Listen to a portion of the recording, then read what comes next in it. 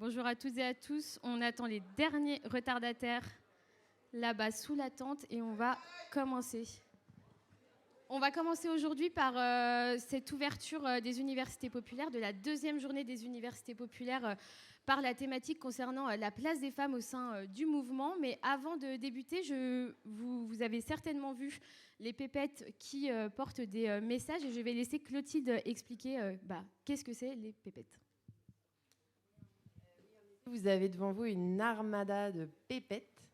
Les pépettes, elles ont été imaginées par une artiste plasticienne qui s'appelle Anne Sarda, qui vit dans l'Aude et qui mène ce travail depuis pas mal d'années. C'est un travail qu'elle a appelé « Quelle heure est-elle ?» Et vous avez donc des pépettes qui sont toutes ces figures de femmes diverses, colorées, expressionnistes, et qui ne sont pas muettes en tout cas, qui ont des choses à dire. Elles sont vêtues de bouts de ficelle. On pourrait parler d'un art chiffonnier. Le chiffon, les femmes, tout ça. Et puis un art qui est créé à partir de pas grand-chose. Mais elles sont toutes debout, dignes, fières, indépendantes. Et elles lèvent le poing. Et Anne Sarda, elle a constaté que faire des nœuds, ça déliait les langues. Du coup, elle propose des ateliers de fabrication de pépettes. Et elle a animé ici, dans la communauté, il y a 3 semaines à peu près, un atelier de fabrication de pépettes. Donc de nouvelles pépettes sont nées, de nouveaux slogans sont brandis. Et la tribu des pépettes ne fait que s'agrandir pour à la fois raconter ce qui s'est déjà tricoté, ce qui s'est déjà lié, noué en termes de droits des femmes et de place des femmes dans la société, mais aussi tout ce qui reste à faire. Merci beaucoup.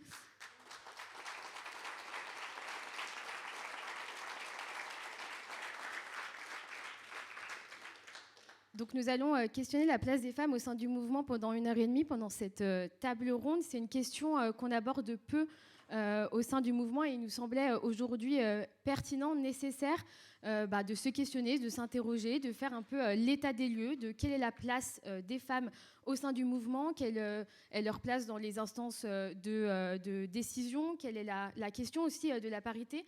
Et puis, nous allons également avoir une partie sur l'accompagnement de ce public spécifique et quel accompagnement répond à quels besoins. Autour de moi, je suis accompagnée pleine de merveilleuses intervenants et merveilleux intervenants. Donc, je vais vous les présenter rapidement. Evelyne, compagne à Toulouse, qui est également élue au comité de branche communautaire. Mireille Bûcher, qui est administratrice à Emmaüs France. Fatima Paré, qui est directrice au CADA de Bussière-et-Prin. Lucie Schmitt, cofondatrice de la Fabrique écologique. Aimée Poumka, qui est référente du groupe de parole La Voix des Compagnes en région Auvergne-Rhône-Alpes et qui vient de la communauté de Grenoble. Et Yann Fradin, qui est vice-président de la branche 3. Merci à toutes et tous d'avoir accepté notre invitation ce matin.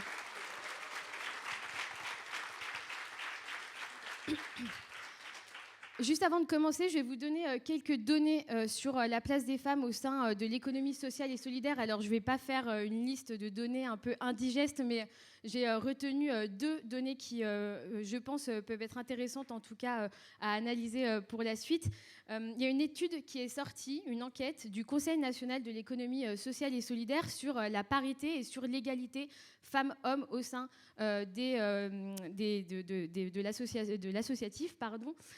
Cette enquête, elle mettait en valeur que les femmes représentent 54% des secrétaires, mais seulement 37% des présidents. Au sein de notre mouvement, on a également une photographie actuelle et de la répartition femmes-hommes, notamment dans les espaces de décision. Nous avons évidemment des chiffres sur l'évolution depuis 1985. Et lorsque les collègues qui ont récolté ces données m'ont transmis ces informations, on s'est rendu compte qu'au sein, par exemple, d'Emmaüs France, on avait eu seulement une présidente, contrairement à 8 présidents tout au long en termes de présidents. Yann, tu... Alors Yann, est-ce qu'on est réveillé, Yann? Alors, avant de commencer un peu l'analyse de ces données et de vous questionner sur vos regards respectifs, j'aimerais qu'on revienne un peu sur l'histoire de la place des femmes au sein du mouvement et comment les femmes sont arrivées à Emmaüs. Yann, à toi la parole.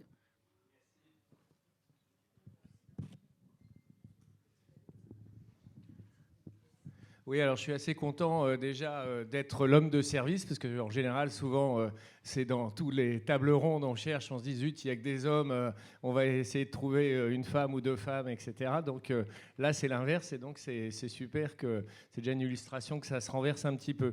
Alors d'abord, pour démarrer, effectivement, pour rallonger ce qu'a dit Marion Ségolène, c'est que non seulement il n'y a eu qu'une présidente pour l'instant dans notre mouvement, mais sa présidence a duré 1 an. Donc vous voyez qu'on a vraiment du travail à faire. Et puis peut-être juste, et Mireille est là, au niveau du bureau d'Emmaüs France, on est à peu près paritaire, on est 5 hommes et 4 femmes, mais les 2 trésoriers sont des hommes et les 2 secrétaires sont des femmes. Donc pour dire qu'il y a encore des choses à faire, plus généralement. Alors par contre, je vais démarrer par vous faire un petit scoop. Alors c'est Antoine, Antoine Sueur, notre président, qui lui a une histoire du mouvement et depuis très très longtemps dans le mouvement et donc connaît beaucoup mieux que moi le mouvement.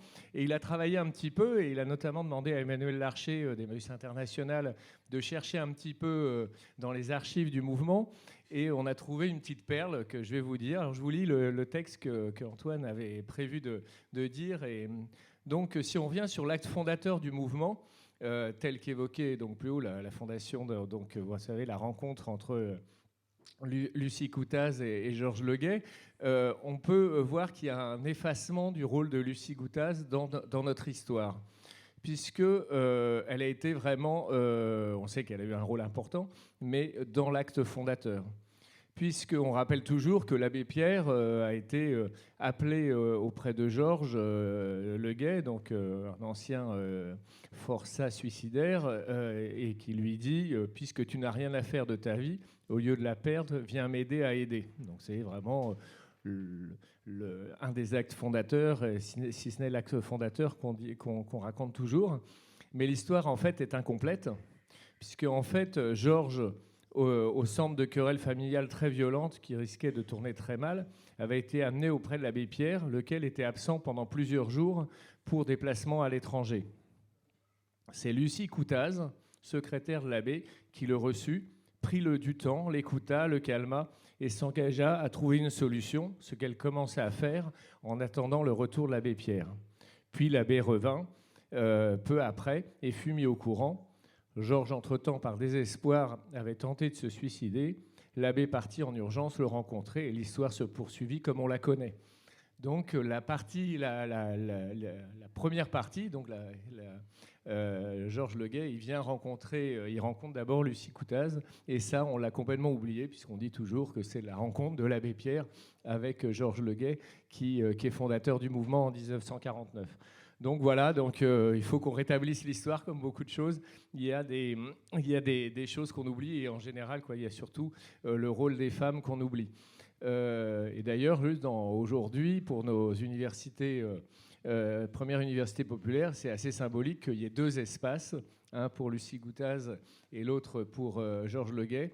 L'abbé Pierre, il est quelque part par là, mais on a une place pour ces 2 composantes du genre humain.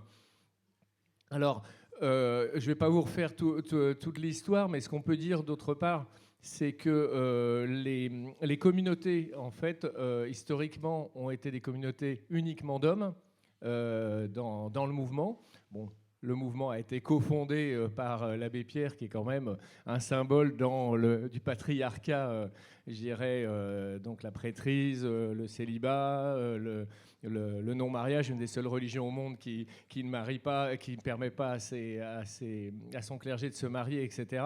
Donc on a ça quand même à porter tous les jours. Donc effectivement, ce n'est pas un exemple qu'on a et il faut qu'on vive avec. Et donc le mouvement, on était aussi dans la création du mouvement, dans un moment très genré, puisqu'il y avait encore les écoles de filles, les écoles de garçons, etc. etc. Donc c'est dans ce contexte-là que le mouvement naît. Et donc on a d'abord des communautés exclusivement d'hommes. Et puis, on a une première communauté de femmes qui est au Plessis-Trévise, si je ne me trompe pas. Et à partir de ce moment-là, effectivement, commence petit à petit une féminisation du côté des communautés. D'abord, la communauté du Plessis-Trévise deviendra mixte petit à petit. Et puis, les communautés, petit à petit, vont commencer à accueillir des femmes. D'abord, avant d'accueillir des femmes, ils vont accueillir des responsables de communautés qui vont, dès la fin des années 80, se féminiser, quoi. Il va y avoir des responsables femmes, alors que c'était encore que des hommes qui étaient accueillis dans beaucoup de communautés. Et puis, on a les structures d'insertion qui se créent à partir des années 1990, la première étant Chambéry. Et donc, les structures d'insertion, ce qui est intéressant, c'est qu'elles sont mixtes. Mais pourquoi elles sont mixtes ? Parce que la société avait évolué entre-temps, mais parce que c'est une obligation de l'État. C'est-à-dire que moi-même, qui ai créé un chantier d'insertion dans les années 90, Espace, l'État, par son rôle d'assurer la bonne gouvernance, exige qu'on accueille des hommes et des femmes et de tendre en permanence à la parité, même si, selon les métiers, ça peut être plus ou moins compliqué.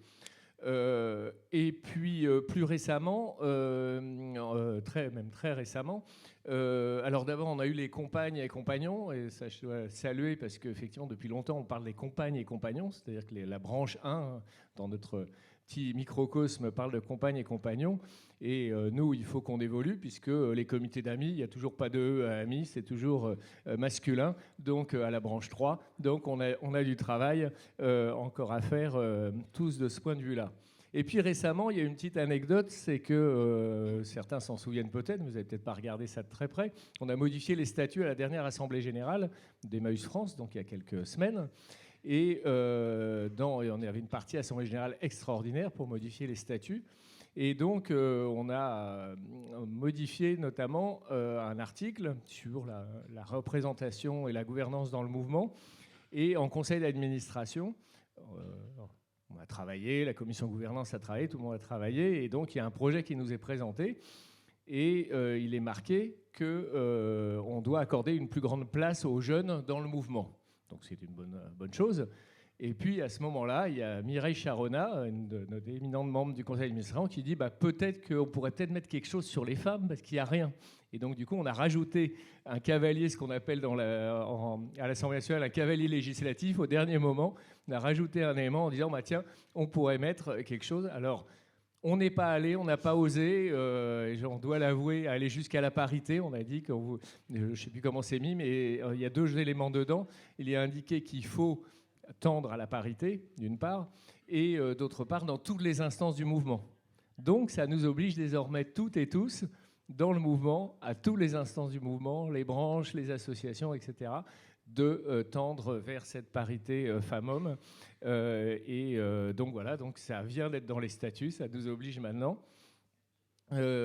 Enfin, qu'est-ce que je pourrais dire sur le sujet ? Oui, et dernière chose, avant de passer la parole à mes collègues, c'est qu'il se trouve que je suis membre de droit à Emmaüs Beauvais, au comité d'amis d'Emmaüs Beauvais, qui est présidé par une femme, Marie-Joseph, et le dernier conseil d'administration, on a décidé à l'unanimité des hommes et des femmes de demander à ce que Emmaüs France se saisisse de la question de la constitutionnalisation du droit à l'avortement, et donc on rejoigne le mouvement comme on rejoint le mouvement dans beaucoup de combats, sachant qu'effectivement ce qui s'est passé aux États-Unis, on le sait très bien, ça va d'abord précariser les femmes en difficulté, pauvres, qui auront évidemment beaucoup moins de moyens, si tant est que ce soit une solution, d'aller dans l'État d'à côté pour résoudre ce problème.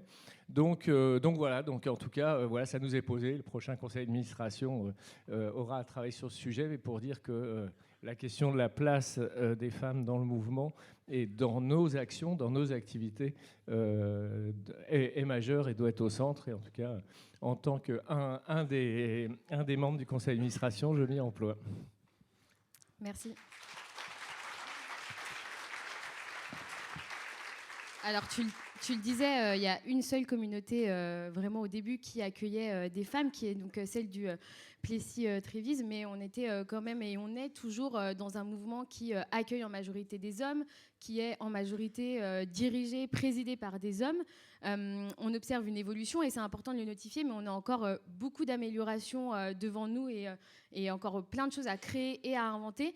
Donc on observe une évolution, mais c'est pas toujours facile aussi d'arriver en tant que directrice, présidente dans des structures. On se confronte souvent à des difficultés, à des réticences.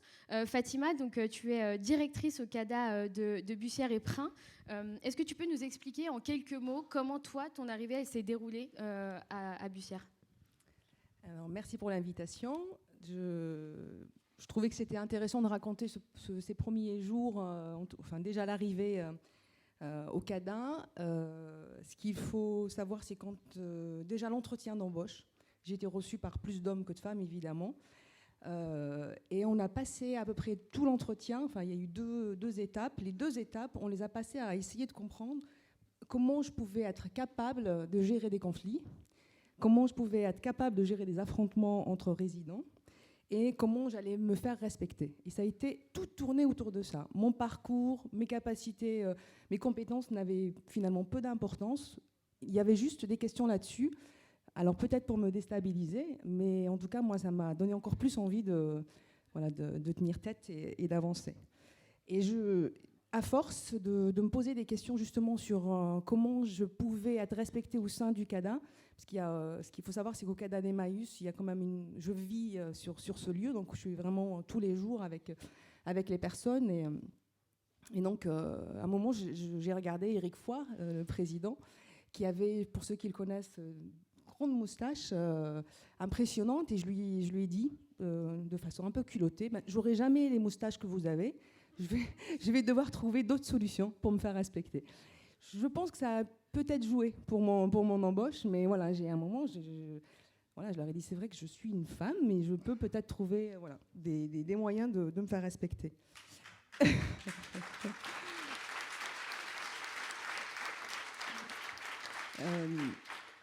Ensuite, il m'a avoué quelques jours après que dans leur objectif, c'était d'embaucher un homme de plus de 50 ans. Très clairement. C'était complètement le profil recherché. Et ils ont pris un risque. Ils ont dit, bon, cette candidature, j'avais vraiment une expérience, moi, sur les migrants. Donc, ils se sont dit, on va peut-être quand même la rencontrer. Et donc, mais l'objectif pour eux, sur les 4 personnes qui avaient été reçues en entretien, c'était d'avoir un homme de plus de 50 ans. Et ils ont fini avec une femme de 30 ans. Et donc, il a eu besoin de me le raconter après pour me dire, bon, il a fallu aussi, il me disait que je prenne des risques. Et donc, il a fallu, sur les 6 personnes qui faisaient l'entretien, qu'ils s'engagent à m'accompagner. Et ça a été la garantie, il a donné une garantie de m'accompagner pour voir si ça allait fonctionner. Donc, il a quand même, voilà. Donc, il y avait une vraie prise de risque pour eux. Et ils ont eu raison, je pense, parce que ça fait plus de 10 ans que je suis dans la structure. Mais c'est vrai que sur le moment, ça n'a pas été simple pour Éric, qui a défendu cette candidature. Donc j'avais, je pense, 2 handicaps, mon âge et le fait que je sois une femme. Donc voilà, mon message, c'est qu'il faut être dynamique, déterminé, solide, rien lâcher, et ça peut fonctionner. Voilà. Et est-ce que tu sens qu'il y a eu un peu une évolution, justement, dans le regard après qui a été porté une fois que tu as pris la direction? Alors, ça a été compliqué, très compliqué. Alors déjà, avec les membres du conseil d'administration qui m'ont recruté, en fait, il fallait vraiment que je prouve que je pouvais gérer cette association. Ça a été aussi très compliqué avec les salariés, notamment les hommes. J'ai eu vraiment beaucoup de situations difficiles à gérer, de manque de respect, tout simplement. Alors, j'arrivais après un directeur très charismatique qui était là depuis longtemps. Et il a fallu que je me fasse respecter. Mais voilà, ça a été vraiment difficile. Alors, du coup, évidemment, je ne me suis pas laissée faire. Et chaque acte d'irrespect a été notifié avec un avertissement. Enfin, voilà, j'ai montré beaucoup de muscles pour que ça se passe bien. Et puis après, il a fallu aussi montrer le sérieux. Et je pense que ça, c'est quelque chose d'apprécié, d'être exemplaire. Et je pense que c'est vraiment les points sur lesquels on peut nous appuyer pour être respecté, parce qu'on ne pourra jamais avoir une voix plus haute. Enfin, voilà. Donc il y a eu des difficultés, mais très rapidement, elles ont été résorbées. Et puis il y a une autre spécificité, c'est que aussi la présidente est une femme, et donc vous êtes vraiment un binôme féminin en tant que présidente et directrice. Et ça aussi, ça a apporté quelques questions, quelques difficultés. Quelle analyse un peu, quel regard tu portes sur cette expérience au regard du mouvement Emmaüs ? Alors, par rapport à cette présidence, ce qui est intéressant, c'est que j'ai eu en 10 ans donc une présidence avec une femme, donc là actuellement, et j'ai eu cette présidence avec Eric dans un premier temps. On voit que c'est très différent, on ne travaille pas du tout de la même façon et on n'a pas les mêmes, ils n'ont pas les mêmes intérêts. Eric était beaucoup plus concentré sur la gestion de la structure, sur sa santé économique.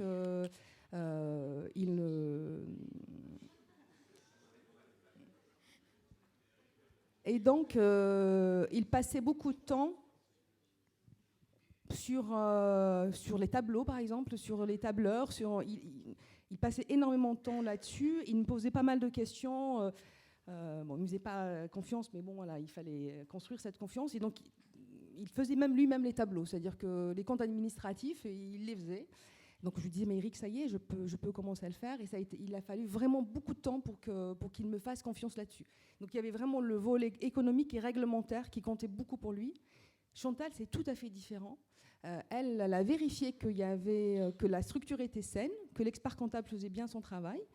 Et elle s'est plus concentrée, et elle se concentre plus sur le bien-être à la fois des bénéficiaires, des salariés. Elle va venir plus régulièrement manger avec les résidents. Enfin voilà, elle n'a pas les mêmes. Alors, elle regarde évidemment les comptes, mais elle me fait beaucoup plus confiance là-dessus et elle va être beaucoup plus concentrée sur comment je gère le quotidien et sur cette relation qu'on a avec à la fois les bénéficiaires et les salariés. Je dirais qu'il y a un intérêt plus sur l'humain que sur le volet plus financier. Et donc, du coup, tu as le sentiment que le mouvement a évolué sur cette question ? Alors, moi, j'ai vraiment le sentiment que le mouvement a évolué. Parce qu'il y a 10 ans, je me souviens très bien, quand je suis arrivée dans les premières assemblées générales, on entendait très peu les femmes. On entendait beaucoup les hommes, qui parlent fort, évidemment, qui étaient impressionnants. Voilà, j'ai des souvenirs vraiment où ça se lève. Et voilà. On entendait très, très peu les femmes. Sur les instances aussi, on a de plus en plus de femmes. Tu l'as rappelé, Yann. C'est vrai qu'on a une présidente 1 an, c'est difficile de faire un bilan, mais je pense que pour moi, ça a ouvert la voie. Donc, l'avenir n'est pas écrit. On peut avoir d'autres présidentes qui resteront, j'espère, plus longtemps. Donc, on est quand même sur une évolution, pour moi, positive. Après, c'est à nous, les femmes, et je passe le message, de prendre la place. On ne nous la donnera pas si facilement. Donc, il faut qu'on prenne la place. Et je pense que les hommes peuvent nous aider un peu en laissant aussi la place, ou en tout cas en se poussant, en décalant d'un pas pour qu'on puisse nous entrer. Donc voilà, c'est une double action, quoi. C'est à nous d'y aller, de croire en nous, et puis c'est aux hommes de nous laisser un peu de place. Mais on va y arriver. En effet.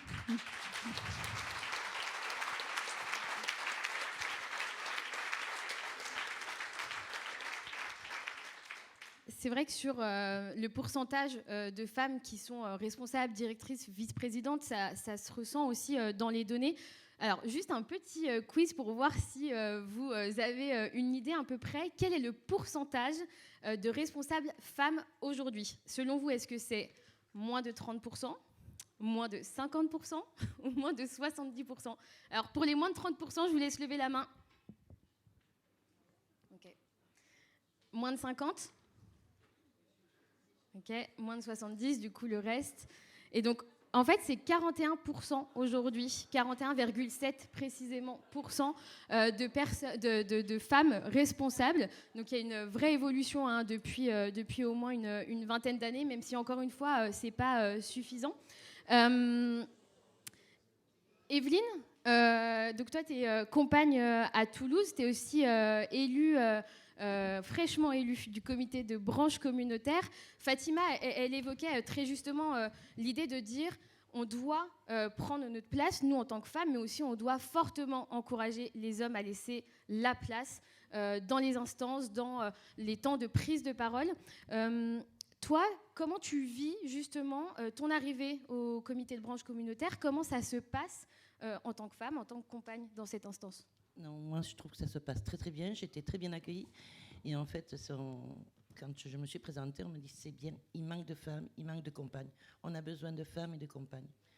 Et là, je suis très contente d'y être, de découvrir. Et donc, alors, au sein du comité de branche communautaire, il faut savoir qu'il y a 77% d'hommes. Donc, vous êtes encore en forte minorité, en petit nombre. Par exemple, quand vous êtes dans des réunions, est-ce que vous avez autant de temps de parole? De facto, peut-être pas, mais... Il y a autant, selon le sujet, je veux dire, selon ce qu'on a à dire, je pense que la parole n'est pas interdite. Au contraire, il y a des gens, des personnes qui s'expriment. Et je trouve que c'est très bien qu'on laisse un temps de parole à tout le monde. Après, on a peut-être quelque chose à dire ou pas, selon le sujet qui est à traiter. Et je crois que tout au long de ton parcours, tu as été aussi dans d'autres instances, dans des conseils régionaux et dans des conseils nationaux au sein du mouvement. Peut-être que ça a aussi changé un peu ton point de vue, ou peut-être que tu as plus l'habitude. Quel regard tu portes là-dessus? Écoute, je fais partie du collège régional et du collège national. Et c'est vrai que bon, on manque encore de femmes au collège national, mais on s'aperçoit qu'il y a de plus en plus de groupes de parole de femmes qui s'impliquent. Et c'est très important, ça laisse un espace de parole aux femmes qui nous permettent aussi de détecter certains problèmes et qui libèrent la parole des femmes. Et de plus en plus de compagnes veulent s'investir dans cet espace. Et ça, c'est super. Ce qui montre qu'il y a un vrai besoin et une vraie nécessité d'ouvrir des espaces et pour aussi peut-être s'habituer à prendre la parole dans des espaces qui sont peut-être un peu plus... Et après, les groupes de parole, comme à Toulouse, sont ouverts non seulement aux compagnes, mais aussi aux salariés, aux bénévoles. C'est un groupe de femmes, c'est pas un groupe de compagnes. Et c'est très important aussi. C'est vrai. C'est vrai, et Aimée reviendra sur cette question tout à l'heure. J'aimerais aussi un peu qu'on parle de la parité, parce que je le disais, par exemple, au comité de branche communautaire, il y a 77% d'hommes. Il y a aussi, comme tu le disais, Yann, le vote dans les statuts du mouvement de tendre à la parité. Mireille, quel regard tu portes sur cette envie de tendre à la parité? Alors on le sait, la parité c'est 50-50, mais concrètement, qu'est-ce que ça veut dire pour toi? Alors déjà, je suis ravie de travailler ce sujet, puis je pense que le mouvement doit se positionner et puis réfléchir là-dessus, mais je pense que c'est une réflexion qu'on doit avoir dans nos groupes et puis réfléchir ensemble. C'est pas homme ou femme, c'est ensemble. Alors concernant... non mais c'est vrai, je pense... Si les groupes arrivent déjà à faire du travail, à s'interroger puis à se remettre un petit peu en cause en se disant combien de femmes, combien d'hommes, je pense qu'il y a une avancée constructive et puis au-dessus, dans les instances, ça se fera naturellement. Voilà. Moi, je voulais partager concernant le CA d'Emmaüs France, on est à peu près pas trop mal au niveau de la parité. On a une vraie parole, nous les femmes, que ça soit un homme ou une femme, en général, on se dit les choses sans qu'il y ait une problématique de genre ou de sexe. Voilà. On partage des sujets féminins, masculins, peu importe, mais on est là pour travailler ensemble. Donc ça, je trouve que c'est chouette. Alors, concernant la parité, par exemple, dans mon groupe, nous, ce qu'on a instauré, parce que dans les petits groupes, on est comme partout, on manque de bénévoles, donc nous, on a instauré une polyvalence. C'est-à-dire que moi, déjà, je suis en coprésidence avec un homme, qui n'est pas mon mari du tout, donc puisque ce n'est pas autorisé. Et on s'entend vraiment, enfin, super duo, il faut le travailler comme ça, en disant qu'on ne va pas sur les plates-bandes de l'autre. Et puis, il n'y a pas de sujet homme ou femme. On fait en fonction de nos compétences. Et puis, on a fait cette polyvalence aussi au niveau des bénévoles, parce qu'on se retrouve des fois avec un trou dans la raquette à des ventes, où il y a des personnes qui sont soi-disant indispensables, personne n'est indispensable. Et moi, je ne veux surtout pas de ça dans ma structure. Et puis, on a instauré ça, c'est-à-dire qu'à une vente, on se met où il manque une place. Et on apprend à travailler ensemble, c'est-à-dire que chez nous, je fais de la propagande. Les hommes s'occupent de la vaisselle, s'occupent du textile, font le ménage comme nous au même titre. On n'est pas là à dire 50-50, mais je veux dire, on se met dans un... où il manque quelqu'un. Voilà. Puis on apprend à travailler ensemble, je veux dire... en duo, en trio, homme ou femme, peu importe, on conduit le camion, on fait des tas de choses. Donc moi, je le pratique personnellement parce que ça donne l'exemple. Autrement, on peut pas être référent vis-à-vis d'un homme. Par contre, je trouve que des fois sur le terrain, ce qui est un peu compliqué quand on est en duo, Pourtant, je m'habille avec plein de couleurs. Hein. Je me retrouve invisible parce que dès l'instant qu'il y a des questions financières, ou c'est même pas une question de mes compétences, c'est une question de posture de femme et homme. En général, quand on va négocier des choses, suffit qu'il y ait une personne en face, homme souvent, il va se diriger directement vers mon coprésident, vers mon collègue en lui disant « Pour vous, c'est bon ?» Même si j'avais dit oui avant, il faut quand même que ça soit validé. Donc je trouve que là-dessus, le regard des hommes, il faut peut-être un petit peu réfléchir et puis se dire qu'à travers les yeux d'une femme, on peut avoir beaucoup de compétences, puis une vision financière, enfin des tas de choses, je vais dire. Et puis, je dirais aussi au niveau des instances, peut-être mettre un temps de parole aux femmes comme aux hommes. Voilà, chercher peut-être à susciter aussi à nous les femmes de prendre le micro. Je vais dire, il faut le faire. On a une place à jouer et puis des enjeux à avoir. Et puis, je dirais par exemple, la petite vidéo qui a été faite, peut-être qu'on aurait dû la penser à 2 voix. C'est une voix d'homme, un peu monocorde. Donc, je pense qu'un visuel, je veux dire, la vidéo est très bien, tout, mais il y aurait eu 2 voix, ça aurait été chouette. Voilà. Déjà, montrer un petit peu, impulser les choses où ça devient naturel et normal.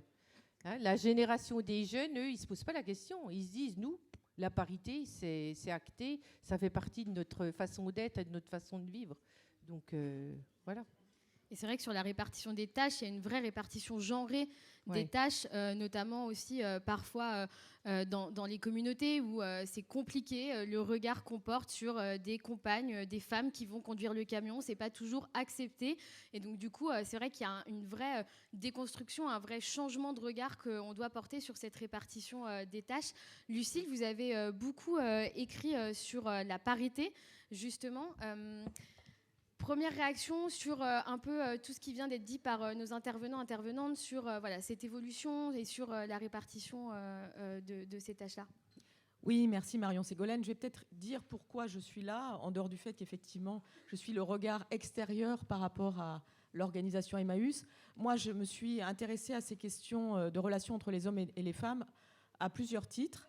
D'abord, j'ai fait de la politique activement et ce qui m'avait donné envie, donc j'ai été élue dans des partis de gauche et écologistes, ce qui m'avait donné envie de devenir élue, de faire campagne, c'était la loi sur la parité qui, vous savez, a été adoptée au début des années 2000, du temps où Lionel Jospin était Premier ministre. Et je ne vais pas m'étendre là-dessus, mais bon, voilà, c'était une espèce de déclencheur personnel. À la suite de ça, j'ai d'ailleurs écrit un livre qui s'appelle Parité Circus, ce qui montre bien qu'en tout cas, ici, on est dans une organisation bienveillante. Lorsqu'on est dans un parti politique, la parité, la loi a été assez vite détournée et la question du pouvoir l'emportait largement sur la bienveillance. Et je pense que ça, c'est une première réaction que j'aurais à chaud. C'est qu'ici, la culture de l'organisation, ce qu'on y fait, le fait aussi qu'il y ait des tâches très concrètes, c'est quelque chose qui me frappe. C'est-à-dire qu'on conduit le camion, on reçoit les dons, on trie les vêtements, on les vend. Dans une vente, il y a des places ou pas. Ça aide aussi à organiser les choses entre les hommes et les femmes d'une manière différente de quand il y a une commission d'investiture la nuit à 3h du matin et qu'à ce moment-là, les hommes décident quelle femme sera sur le devant de la scène. Et en général, ce sont des femmes assez... qui ne sont pas des grandes gueules. La deuxième chose qui m'a amenée à travailler sur les questions de relations entre les hommes et les femmes, c'est un travail sur la discrimination, et notamment à la suite d'un long séjour en Algérie qui m'a sensibilisée au thème de la diversité, du racisme, etc. Et je pense qu'il faut voir cette question des relations entre les hommes et les femmes de manière plus large, c'est-à-dire comment est-ce qu'on articule les enjeux d'égalité et de différence. J'entendais la question des places. C'est une question éternelle, mais évidemment, les femmes ne doivent pas prendre la place des hommes. Voilà une chose que je veux dire. Par exemple, la loi sur la parité, maintenant, elle a plus de 20 ans. Ce n'est pas pour autant que le malaise démocratique a été supprimé parce qu'on n'a pas suffisamment réfléchi à la façon dont le fait que les femmes prennent une place en politique devait enrichir la vie démocratique et apporter le fait que des profils différents, des personnes différentes, avec une profondeur, avec le fait de ne pas être des professionnels de la politique, allaient réconcilier les citoyens et la démocratie et sans doute montrer que la représentation ne pouvait pas se faire de la même manière. Ce qui me semble très intéressant dans tout ce qui a été dit, c'est le fait que vous, comme organisation, vous envisagez les choses avec une profondeur et avec l'idée de la place des personnes et non pas seulement la place du sexe. dans les partis politiques où, moi par exemple, j'ai passé mon bac il y a longtemps maintenant, mais pas si longtemps que ça, dans un lycée qui était un lycée de filles. Donc on le sait, la question de la place dans l'espace des hommes et des femmes, c'est une conquête relativement récente. Et il faut à chaque fois s'inscrire, ça a été rappelé par Yann Fradin, dans une histoire. Au fond, ce qui est essentiel, c'est de faire apparaître ce qui était invisible. Ça a été dit aussi à plusieurs reprises. Vous avez employé les termes d'être invisible et de devenir visible. On sait qu'on est là. Et au fond, chacun sait que les femmes sont importantes. Mais la question, c'est comment est-ce que la visibilité, l'inscription dans un espace public se fait et comment est-ce que cet enjeu de visibilité, il est assumé sans conflictualité ?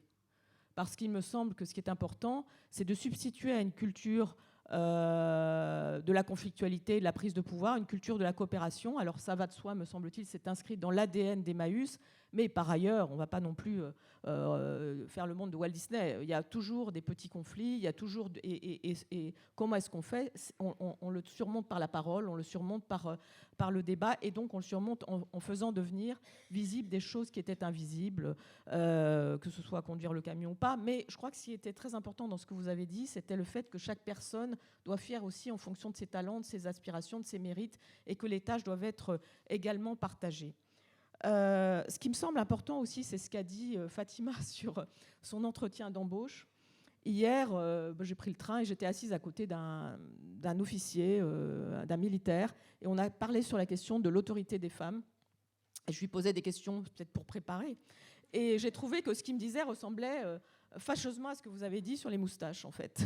C'est-à-dire que je ne crois pas qu'on supprime d'un coup de baguette magique l'idée. Il m'a dit, vous comprenez, c'est quand même très compliqué, les femmes, elles n'ont pas l'autorité naturelle, etc. Donc je pense qu'on ne supprime pas d'un coup de baguette magique les préjugés, les stéréotypes de genre.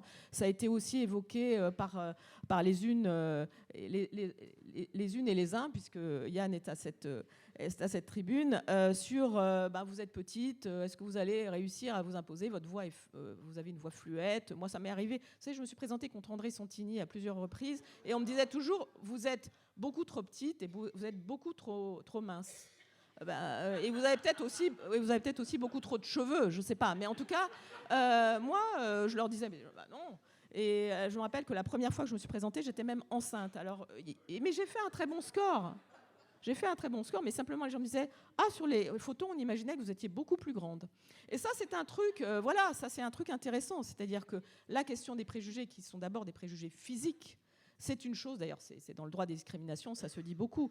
Il faut le surmonter, notamment par l'humour, l'ironie, et puis tout simplement aussi beaucoup de travail, et la capacité à travailler avec des grands hommes costauds et de leur montrer qu'au fond, on trouve qu'eux aussi, ils ont des choses à apprendre.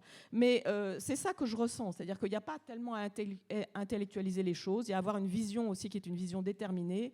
Et puis ce que je voulais dire, pour ne pas être trop longue, c'est que quand on a fait la loi sur la parité, on a fait une loi ultra-volontariste, sans en avoir vraiment discuté, et que du coup, les résistances ont été extrêmement fortes, notamment dans les grands partis de pouvoir, parce qu'il n'y avait pas eu suffisamment de discussion pour expliciter ce que ça voulait dire.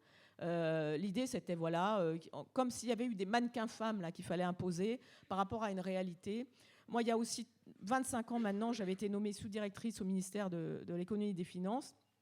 Et mon adjoint s'est précipité pour changer le nom sur la porte, enlever sous-directeur, mettre sous-directrice. Je lui ai dit, tu sais, c'est à moi d'en décider. Et à chaque fois, on me disait, mais il faut que tu nous trouves des femmes. Vous savez, moi, ça fait 30 ans qu'on me dit, il faut que tu nous trouves des femmes, où que je sois. Je leur dis, mais écoutez, je suis pas, parce que je suis une femme, je ne suis pas là pour trouver des femmes. Donc le sujet, c'est comment est-ce qu'on fait pour discuter et comment est-ce qu'on fait pour collectivement, effectivement, trouver des femmes qui puissent prendre des responsabilités et qui aient envie de le faire. Parce que ce que j'ai constaté aussi régulièrement, c'est qu'un certain nombre de femmes qui avaient été nommées, ensuite on dit, mais moi, au fond, ça ne me correspond pas, ces enjeux de pouvoir, j'ai envie de faire autrement. Donc la question de trouver la place des personnes, justement, me semble être une chose importante. Puis je terminerai en disant que le contexte en 20 ans a radicalement changé. Je rencontre beaucoup d'hommes qui me disent, moi je suis féministe. Franchement, ça ne m'arrivait pas il y a 20 ans. Et moi, ça c'est quelque chose qui vraiment me fait extrêmement plaisir. Et ceci dit, je connais Yann maintenant depuis assez longtemps et je l'ai toujours connu féministe. Hein. Voilà. Merci beaucoup.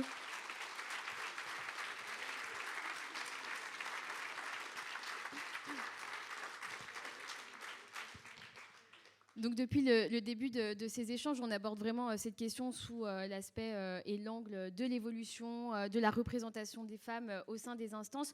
On avait aussi envie d'aborder la question sous l'angle du public accueilli et de quel dispositif il existe aujourd'hui pour le public féminin.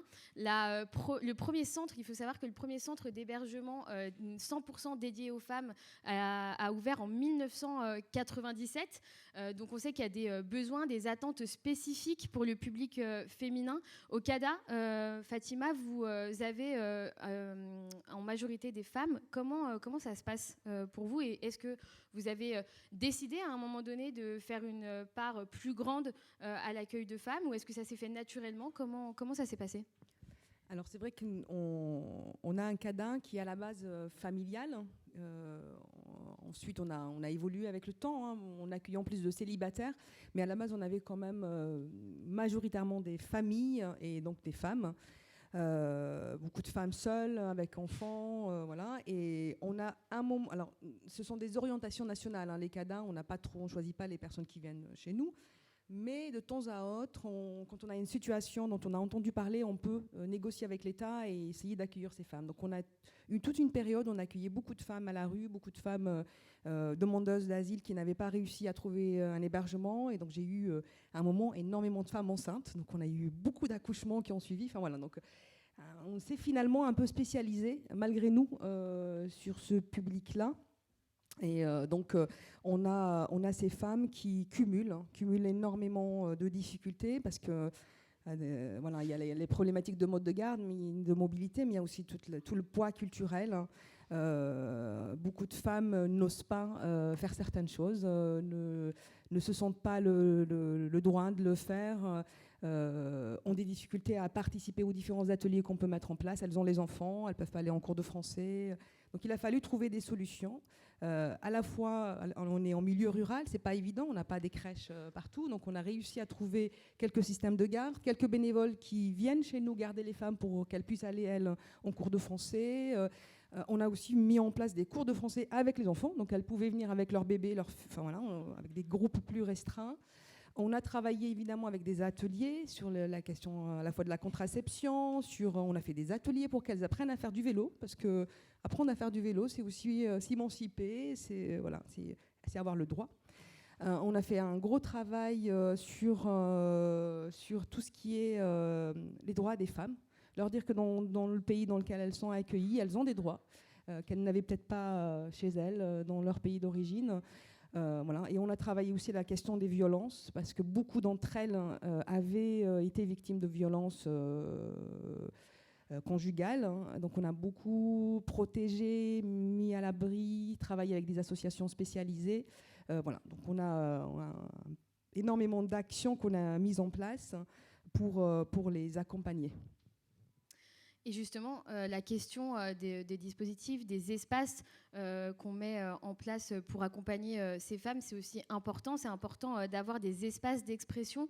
Aimée, comme je le disais tout à l'heure, tu es compagne à la communauté de Grenoble, tu es aussi référente dans cette communauté. Et surtout, tu es à l'initiative du groupe de parole La Voix des Compagnes en région donc Auvergne-Rhône-Alpes. Comment est-ce que tu as pensé à mettre en place ce groupe de parole ? Merci beaucoup Marion, merci tout le monde. Je suis Aimée, référente à la communauté de Grenoble, et j'accompagne aussi le groupe des Voix des Compagnes qui a été notre initiative en place.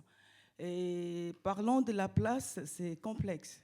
Parce que la place dont on parle de la femme, ce n'est pas un ring où on doit se donner des coups, des échanges. C'est un travail de soi-même. C'est un travail où on doit d'abord prendre conscience de soi, et si on prend la conscience de soi, on va pouvoir s'impliquer et donner ce à quoi la place a besoin. Alors, en étant arrivée compagne à Grenoble, par mon implication, j'ai été la première femme à être choisie ou bien désignée comme référente dans ma communauté. Et ça a été un travail à moi-même par rapport à ce que je m'attendais de la communauté du mouvement, bien sûr. J'ai trouvé ma place, mais vous savez, ça n'a pas été facile au départ parce que les communautés reçoivent plus de culture. Il y en a qui acceptent, il y en a qui n'acceptent pas.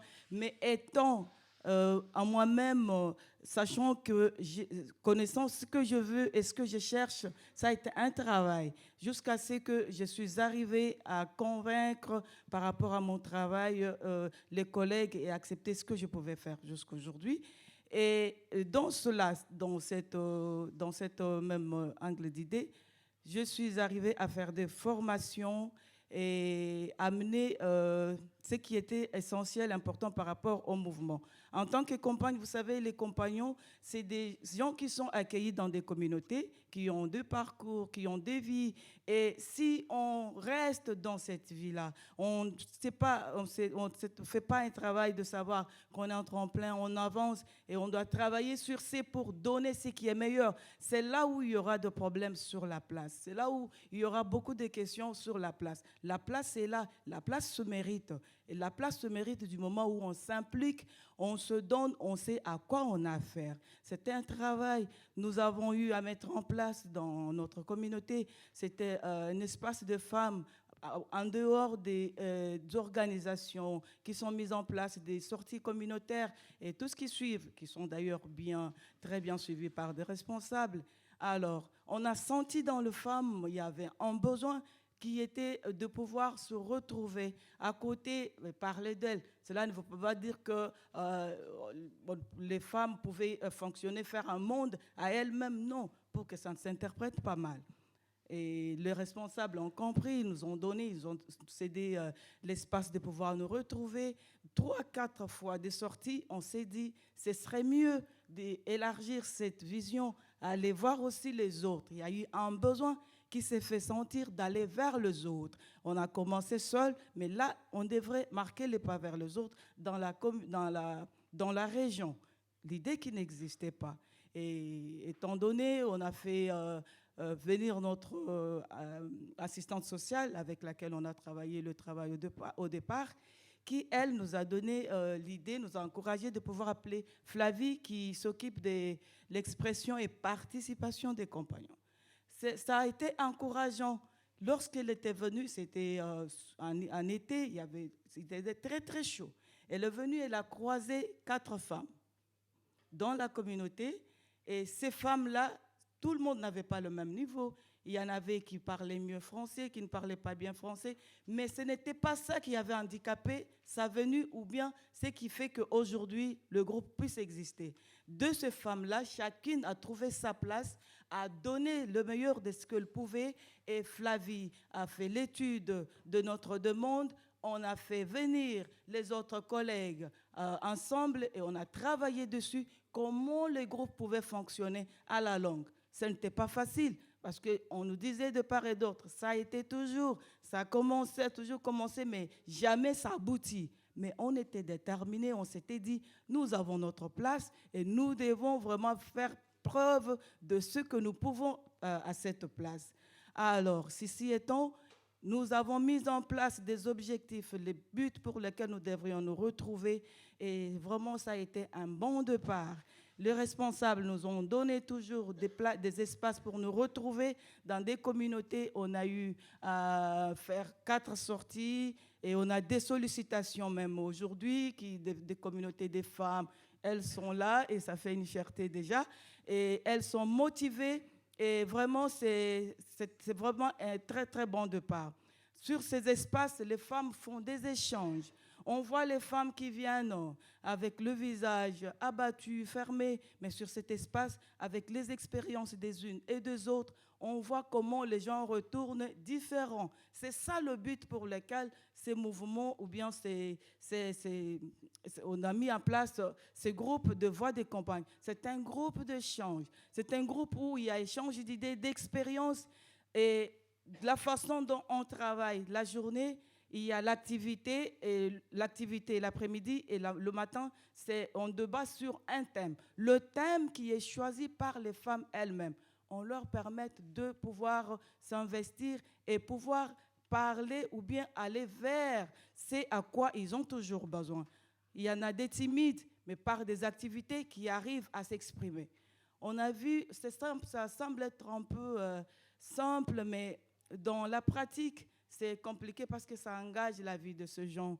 Et pour le comprendre, il faut l'avoir subi. Il faut avoir été compagne ou compagnon. C'est là qu'on comprendra ce que c'est tout ce travail qui est en train de se mettre en place des voies de campagne. L'évolution que ça a donné aujourd'hui, vraiment, c'est une fierté pour ces femmes qui sont là, que je vois, et pour leur accompagnement. Et les assistantes sociales qui se déplacent pour nous amener. Et on a vu de femmes qui nous ont donné des témoignages. Dans une activité, elles sont venues nous dire « Aimée, ça fait 10 ans que je n'ai jamais dansé. » Mais elle est là, elle donne le sourire, un faux sourire. Vous la voyez, là, elle parle, mais elle ne parle pas le mot qu'une femme peut parler. Parce que quand une femme dégage, c'est une vie. Quand une femme trouve sa place, c'est un changement. Je ne rentre pas dans tout ce que l'homme peut faire, ce n'est pas ça l'objectif ou bien le but. Mais lorsque la femme reconnaît sa place, lorsque la femme sait à quoi elle a donné, quoi que ce soit son standing de vie, quoi que ce soit son niveau, sa culture, c'est un changement. Ça, c'est naturel. Donc, le travail que nous faisons, c'est un travail où la femme, les compagnes doivent prendre conscience de ce qu'elles doivent donner au mouvement, s'impliquer, se donner dans des formations, se donner dans toutes les actions qui sont mises en place. Dans les CIA, on a besoin des compagnes. Ce n'est pas parce qu'on est compagne qu'on ne peut pas pouvoir parler. Oui, le travail qui s'est fait, c'est de parler, savoir ce qu'on parle. Alors, et j'étais très ravie de voir ma collègue Evelyne au CBC. C'est une femme avec laquelle, pendant le Covid, on a mis en place avec le groupe des CNCC le groupe de travail. Et pendant ce temps-là, ça nous motivait. On a travaillé sur plusieurs projets des autres communautés. Ça nous a poussé aussi de découvrir ce que d'autres femmes faisaient que nous, on ne connaissait pas. Sur ce point, vraiment, il y a beaucoup de partage, beaucoup de connaissances et beaucoup de découvertes. On a eu aussi à commémorer le mémoire des femmes qui étaient braves dans les communautés, que si ce n'était pas par cet espace, on ne pouvait pas avoir l'information, qui ont été décédées, qu'on a commémorées, on a reconnu leur travail, qu'ils ont été faits. Donc, la place de la femme dans le mouvement en tant que compagne, en tout cas, a l'importance et vraiment, elle est vraiment assurée. Donc, c'est pour cela que... Merci beaucoup. Merci beaucoup. Merci.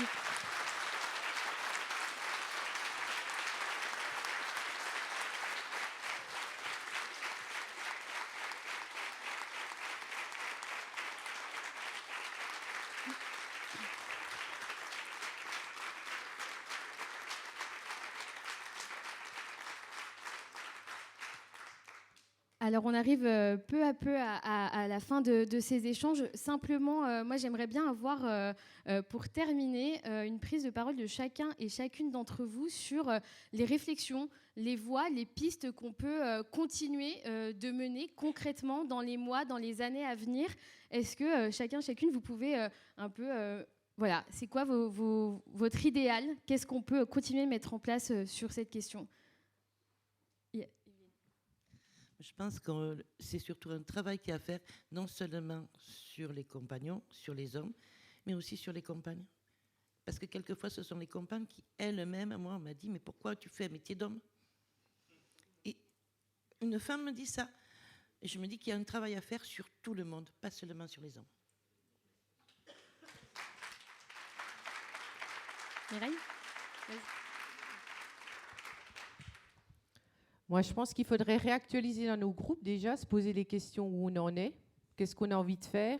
Et puis, je rebondis sur ce qui a été dit, les échanges autour d'une gouvernance partagée. Je pense que là-dessus, il peut y avoir quand même des enjeux dans nos groupes parce qu'on n'arrive pas à avoir des personnes qui prennent des postes à responsabilité parce que ça devient de plus en plus compliqué. Donc là, ça peut être partagé et puis paritaire, donc avec des compétences sans sexe, sans genre. Et puis, je dirais aussi, au niveau des branches, regardez au niveau des candidatures pour que ça soit vraiment une parité et puis qu'il y ait des compagnes, au contraire, parce que vous avez une vraie place et une vraie voix à faire entendre, je pense, avec des sujets qui seraient pertinents de faire remonter. Voilà. Et puis, moi, je suis pour les coprésidences transgenres, donc ça marche bien. Oui, ça marche bien. Et puis je dirais, j'ai fait un petit... Alors moi, je me dis que même si on est des femmes, même si on est invisible, on a quand même un cerveau, on a une façon de penser, on a une vision, on est capable de dire des choses. Donc je pense que les hommes venaient nous aider à aider. Ça, c'est un vrai sujet. Et puis, il y a une nouvelle précarité qui n'est pas négligeable, c'est les femmes qui sont seules avec des enfants. Donc ça, ce n'est pas un sujet de femmes, c'est un sujet en commun qu'il faut quand même partager et puis aider ces personnes-là qui sont en précarité. Et puis, je me dis aussi que le savoir n'a pas de sexe, c'est des compétences, c'est le savoir-faire et le savoir-être. Mais par contre, c'est l'humain qui existe au milieu de cette phrase. Donc, il n'y a pas de sexe, il n'y a pas de genre. Donc, c'est faire ensemble pour répondre à tous les enjeux qu'on a sur le terrain. Parce que c'est vraiment une perte de temps. Puis quand il y a des problèmes de gouvernance, c'est vraiment une perte d'énergie, puis ça détruit des gens.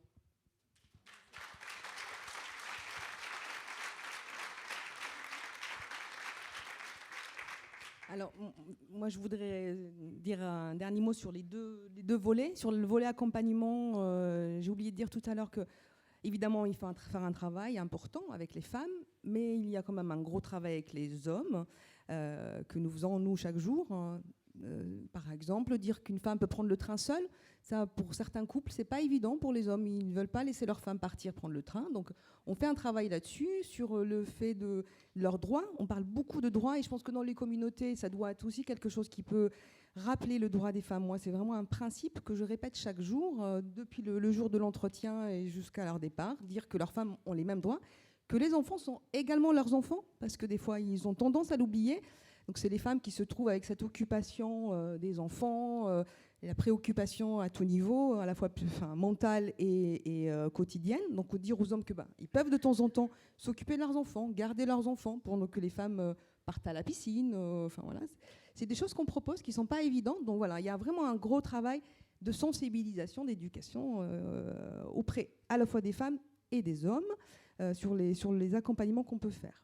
Et de façon plus globale, sur la place des femmes, moi j'ai juste envie de dire que c'est pas parce qu'on est gentille, souriante, parfois mignonne ou petite de taille qu'on ne sait pas faire le job. On peut faire les deux. On peut être à la fois bienveillante, pas forcément dure d'aspect. On peut aussi être sympathique et faire le job. Voilà. Donc faites-nous confiance. Merci. Merci.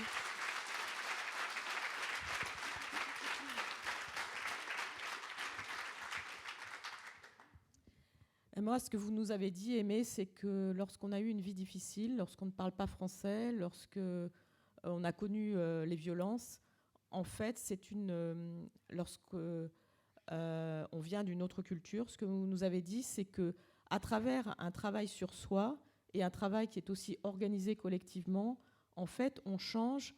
Et je pense que ce que vous nous avez dit, c'est qu'on exerce mieux et avec plus de richesse les responsabilités. Donc moi, ce que je retiens par rapport à un monde dans lequel très souvent il y a des stéréotypes justement et une vision qui aurait des mondes exposés, précarisés et des mondes protégés qui exerceraient le pouvoir.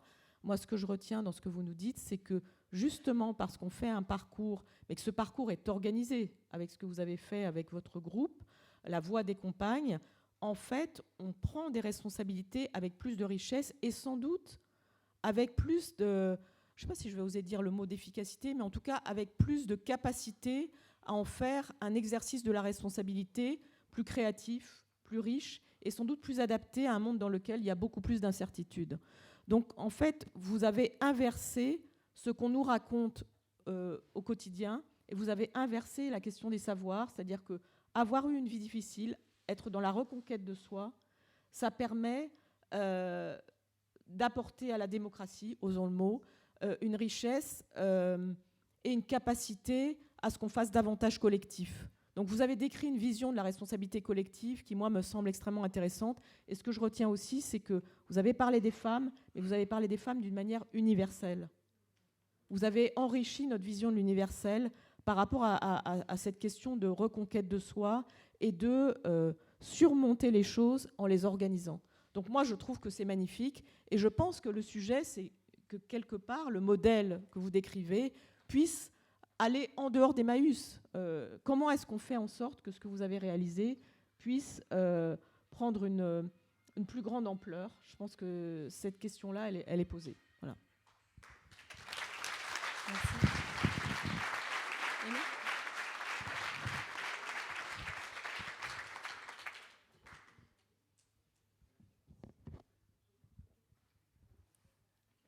C'est pas facile.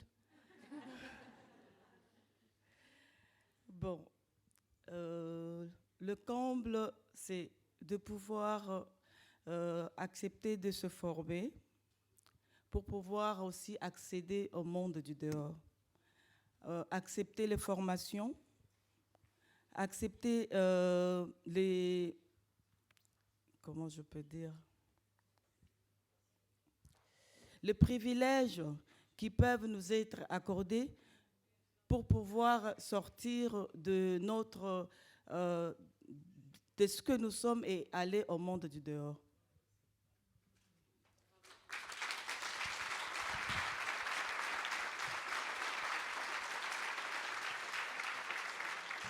Yann, en 2 mots. Bon, je ne sais pas s'il y a grand-chose à dire. Après, moi, simplement, je dirais, en tant qu'homme, de ce point de vue-là, c'est que, d'abord, bravo à tout ce qui a été fait, particulièrement, notamment au travail des voix des compagnes. Et justement, moi, ce que je dirais en tant que vice-président, de ce point de vue-là, c'est que, déjà, dans la pratique quotidienne, il faut qu'on se dépatriarcalise de ce point de vue-là. Donc, on a parlé de la parité, je pense que ça va être un objectif. On l'a inscrit dans nos statuts. Il faut y aller et avoir ça en tête tout le temps et partout. Dans les questions, dans les techniques de réunion, d'animation de réunion, donner la parole d'abord à une femme. Quand il y a une ribambelle de demandes de parole, et ben femme-homme, femme-homme, femme-homme, femme-homme, par exemple, c'est un critère. Et puis à la fin, il y aura peut-être 5 hommes s'il y a plus d'hommes qui veulent parler. Mais ça se fait dans beaucoup d'enceintes. Donc c'est aussi à nous de s'approprier pour qu'effectivement les femmes prennent toute leur place dans le mouvement. On a l'écriture inclusive n'est pas encore généralisée, par exemple, des choses de ce type-là. Et puis, dans nos activités même, on n'en a pas parlé ce matin, mais on a ouvert, le mouvement a ouvert il y a quelques années maintenant, pas très longtemps, la ferme de Bodonne, donc près de Bayonne, à côté de la communauté de Tarnos, qui est une ferme, donc comme on en ouvre beaucoup, je vois Simon qui est là notamment, de la ferme de Moyen-en-Brie, et c'est une ferme qui est dédiée à l'accueil des femmes détenues, donc incarcérées. Et il faut savoir, je ne sais pas si vous avez ce chiffre-là, moi j'en reviens toujours pas, c'est qu'en France, il y a 97% des détenus sont des hommes et 3% des femmes. Donc c'est hallucinant comme chiffre en soi. Et au-delà de ça, c'est que du coup, il n'y a rien qui est fait, ou très si peu, pour les femmes, puisque ces 3%, déjà, on n'arrive déjà pas à faire beaucoup de choses, assez de choses pour les hommes, et donc du coup, il n'y avait rien. Et donc Gabi, qui a créé cette activité, cet accueil, cette ferme, donc je vous encourage à aller la visiter. Par ailleurs, c'est super agréable et sympa, comme toutes les fermes et tous les lieux d'Emmaüs. Mais voilà, je pense qu'il y a plein d'endroits, de lieux, Fatima en a parlé, etc. Il y a plein d'endroits et d'activités et de choses à faire pour accueillir mieux et permettre aux femmes de participer pleinement, encore plus pleinement à la vie sociale. Et dernière chose, nous, pour ce qui concerne le mouvement, je me demande comme ça, mais je pose la question, déjà des groupes femmes, on pourrait en créer partout, ça pourrait se créer partout, par les femmes dans tous les groupes, ça pourrait se créer au sein d'Emmaüs France, et pourquoi pas une commission femmes, on a des commissions sur plein de sujets, ça se fait également dans beaucoup de mouvements et qui permettrait d'avancer sur ces sujets. Et puis, j'en ai parlé un tout petit peu au début, on a au niveau d'Emmaüs appris à travailler beaucoup plus avec les assureurs d'environnement. Pourtant, on fait de l'environnement, du réemploi, de l'écologie depuis toujours, mais avec le pacte du pouvoir de vivre, on a appris à travailler mieux avec les ONG de l'environnement. Pourquoi pas aussi apprendre à travailler mieux aussi avec les ONG, les associations féministes, entre autres. Et de ce point de vue-là, j'étais à l'AG Mondial à Montevideo avec quelques-uns d'entre nous. Et moi, j'ai été agréablement surpris de voir que les groupes latinos, les groupes sud-américains notamment, se définissent quasiment comme féministes. Je veux dire, ont des banderoles féministes dans leur salle de vente, etc. C'est une incarnation. Et pour eux, c'est une logique que cette émancipation, qui est liée sans doute évidemment à une histoire, mais aussi nous, c'est lié à une histoire. Et donc, il faut qu'on continue à avancer. Merci beaucoup.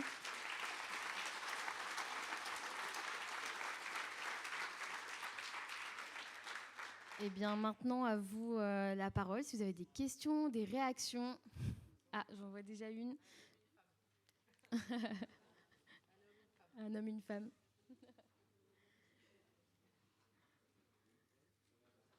Là, il y a ici et là-bas. On va peut-être commencer par... On va commencer par là.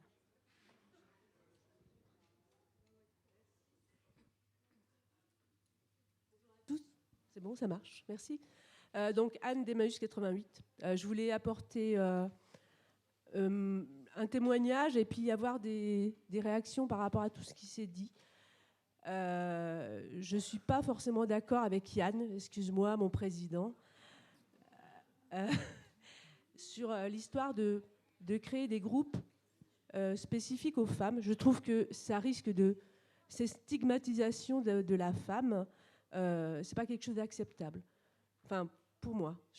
Ça peut être une idée, vraiment, sur des difficultés, mais pas de généraliser. C'est que mon point de vue. L'autre point, je pointe un côté très important, c'est l'éducation. L'éducation de nos enfants, garçons ou filles. On le voit lors les femmes qui ont été dans mai 68 le disent, c'est qu'en mai 68, un repas de famille en France, il y avait les hommes d'un côté et les femmes de l'autre. Moi qui suis née dans ces années 60, donc j'ai un peu plus de 50 ans, j'ai vu une évolution. Mais par contre, j'ai vu également des choses, comme le disait tout à l'heure madame, sur les lycées. C'est-à-dire que je fais partie encore de la génération où il n'y avait pas, quand on arrivait au lycée, on était vraiment dirigé vers des formations de femmes. Moi, j'ai été élevée par des hommes. Je n'ai pas eu ma mère, c'est mon père qui m'a élevée. L'État disait à l'époque, c'était impensable qu'un homme, dans les années 70, puisse élever une fille. Donc j'aurais dû être placée. Ma grand-mère m'a protégée. Mais c'est que mon affaire personnelle. Tout ça pour dire que quand j'ai eu 16 ans, mon orientation, on m'a dit, mes tantes m'ont dit, tu es une fille, il est hors de question que tu fasses un métier d'homme. Donc elles leur ont envoyé des dossiers vers des maisons familiales et rurales pour que je puisse faire le ménage. À 16 ans, toujours à 16 ans, et ça c'est l'État français, les services de la CAF ont envoyé à mon père un papier en lui disant « Vous n'avez plus droit à d'aide ménagère, votre fille ayant 16 ans, elle est à même de pouvoir rester à la maison pour faire le ménage. » Et ça, c'était... Donc je suis née en 66, vous rajoutez 16 ans, donc c'était en 80 et quelques. 82. C'est pas vieux, 82, hein. Je crois que la majorité, hormis les plus jeunes. Malgré tout, j'ai tenu tête, et c'est là où c'est important, et je rejoins ce que disait tout à l'heure, excusez-moi, j'ai perdu son nom, Aimé, pardon. Et ce que tu disais, c'est qu'à partir du moment où on subit, où on en parle, on échange, on crée, on partage ces événements, tous, hein, on sort plus fort et on prend la parole. Et moi, on m'a longtemps catégorisée en féministe, parce que j'ai fait des études d'hommes, j'ai travaillé dans le génie civil, j'ai fait des routes, j'ai fait de la surveillance de chantier, Et quand j'allais sur les chantiers, les gens qui étaient au fond de la fouille, qui posaient des tuyaux, m'ont toujours donné un profond respect, y compris quand en plein été, j'étais avec mon baudrier orange, enceinte jusqu'aux yeux. C'était fin juillet et mon fils est né fin août, donc 8 mois de grossesse. Quand vous arrivez sur un chantier, au milieu des engins, les gens vous disent « Mais vous êtes folle, qu'est-ce que vous faites là ?» Mais ils ont toujours eu un profond respect et bon, ça s'est très très bien passé avec les gens qui étaient sur les chantiers. Par contre, avec les chefs d'entreprise, avec les contrôleurs, c'était beaucoup plus délicat, où je me suis entendu dire que ma place n'était pas sur un chantier, mais derrière un fourneau. Et ça, c'était dans les années 2000. Donc, effectivement, il y a une évolution. Mais les jeunes générations, les jeunes filles là, qui sont là aujourd'hui, je suis contente pour elles parce qu'effectivement, il y a des choses qui évoluent. Mais il y a malgré tout toute une éducation. On est tellement stéréotypés comme femmes. Moi, je me suis beaucoup radoucie sur mes termes féministes parce qu'effectivement, il y a des choses qu'on fait, il y a des choses qu'on n'a pas fait, on ne fait pas. Je rejoins beaucoup la pensée de les propos que disait Mireille sur les choses on ne dit pas, on dit ensemble. Moi, ça me choque pas qu'un homme passe devant moi. L'histoire de la galanterie, mais on s'en tape, quoi. Clairement. Et un des très beaux compliments qu'on m'a fait, c'est un de mes élus, parce que je travaille dans une collectivité, qui m'a fait et qui m'a dit « Je suis très fière de travailler avec vous parce que vous savez, vous en avez une belle paire. » Et là, je me suis dit « Mais génial !» C'était un peu le propos, un peu machiste, mais quelque part, j'ai pris ça pour un compliment. Voilà, mon partage. Merci pour votre témoignage. Je crois qu'il y a une prise de parole ici. Je vais juste vous demander d'être un peu concis parce qu'on est pris par le temps. Il nous reste une petite dizaine de minutes pour les échanges. Merci. Christian Montauban, je respecterai la consigne. Je ne suis pas d'accord avec Yann non plus sur les commissions femmes parce que dans ce cas-là, on ferait des commissions hommes, des commissions chats, des commissions chiens. Non, il faut pas mal interpréter mon propos. Je suis contre l'idée de catégoriser, parce que pour moi, être une femme ou un homme, on est avant tout, c'est quelqu'un qui l'a dit, c'est un être humain. C'est comment j'envisage l'autre en face et comment je le respecte en tant qu'être humain. C'est pour ça que je ne veux pas de catégorie. Quand je dis commission chat ou chien, c'est pour provoquer. C'est qu'on ne doit pas catégoriser et stigmatiser. Ça, je ne pense pas. Mais je comprends ton idée sur le fond, Yann, c'est qu'il faut surtout laisser la parole aux gens, qu'on soit un homme ou une femme. Il n'y a pas de différence à faire, c'est la différence qui est problématique. Ensuite, je voulais vous remercier, mesdames, parce que même si je trouve que ma communauté est géniale, parce que j'y suis dedans, je prends une belle leçon. Je pense que j'ai appris à devenir féministe, avec beaucoup de défauts, avec mon éducation.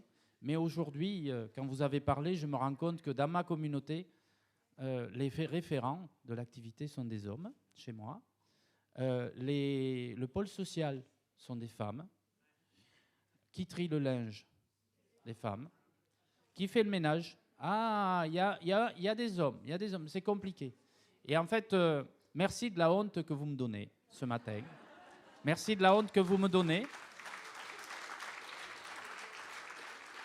Si je me croyais génial, je ne le suis pas. Parce que dans mon management, il y a des choses qui sont loupées. Et que dès lundi matin, il va falloir se mettre au boulot. Et que j'espère que dans un an, mesdames, vous viendrez évaluer ma honte et le travail qui aura été fait ici.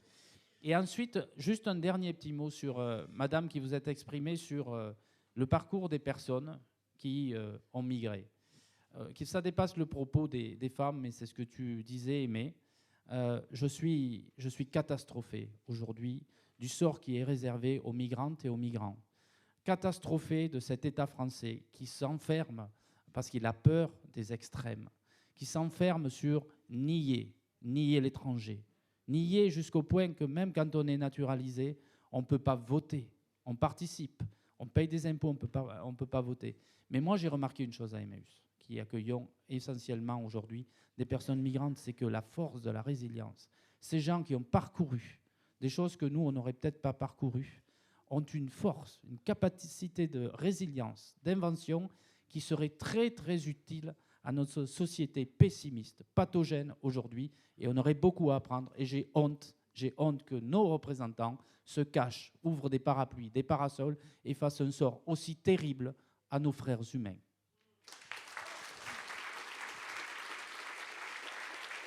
Merci.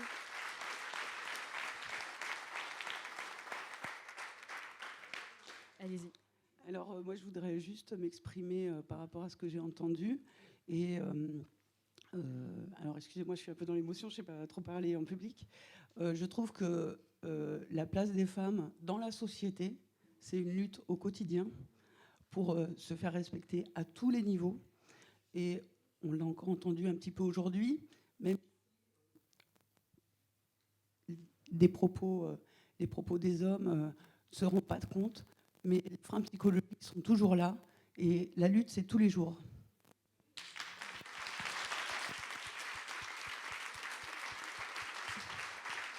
Il y a une prise de parole. Oui, j'avais une petite question. J'ai pu vivre ou parfois constater, mais je pense comme beaucoup d'autres femmes au sein du mouvement, parfois des comportements déplacés, des propos sexistes ou paternalistes. Je pense que si on faisait un petit sondage et qu'on demandait aux femmes qui sont dans cette salle aujourd'hui si elles ont déjà vécu ce type de choses chez Emmaüs, on aurait sûrement un certain nombre de réponses positives. Et au-delà de la réaction individuelle que nous, on peut avoir sur le coup, ma question, c'était quelle réaction au niveau du mouvement ? Quelle réaction un peu plus institutionnelle, un peu plus officielle, puisque je pense effectivement que c'est un combat un petit peu quotidien et que ça passera aussi peut-être la solution par avoir une réaction forte et systématique quand ce type de comportement arrive. Donc voilà, donc c'est plutôt une question. Merci. Je vais vous demander aussi de vous présenter, comme ça permettra à chacun, chacune de vous identifier. Alors attendez, on a une prise de parole ici et après je vous laisserai répondre à la question de Marion. Monsieur Marion, est-ce que tu peux donner le micro Merci beaucoup. Bonjour, c'est Can Emmaüs Toulouse, je suis bénévole. J'ai une petite question. En fait, je l'ai écrit parce que mon français n'est pas bien. On sait très bien qu'il y a des hommes autour de nous qui savent tout. Donc, on peut dire des gens qui ont la grosse tête. Donc, vous avez déjà rencontré le mansplaining. C'est un concept, je pourrais expliquer dans votre travail. Si vous avez déjà, quelles sont vos méthodes ou façons de faire face à cela? Le mansplaining, pour une petite définition, c'est une situation dans laquelle un homme explique à une femme quelque chose, elle sait déjà, voire elle est experte. Donc, merci. Merci beaucoup pour cette question.